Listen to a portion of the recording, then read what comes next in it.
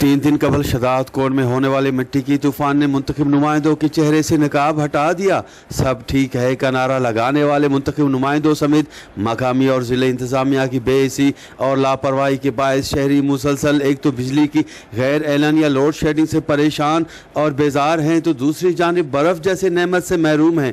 यही नहीं बल्कि शहरी जो बर्फ़ 50 रुपये में लेकर खुश होते थे, अब वही बर्फ़ का टुकड़ा 100 से 200 रुपये में ख़रीद करके फिर भी परेशान हाल हैं।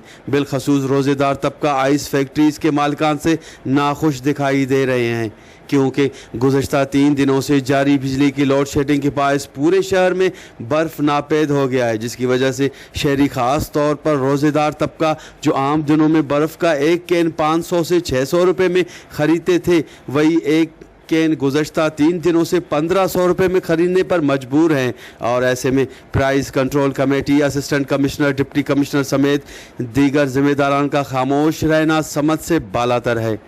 कैमरा टीम के साथ गुलाम अली इब्राहिम, वश टीवी शदात कोट।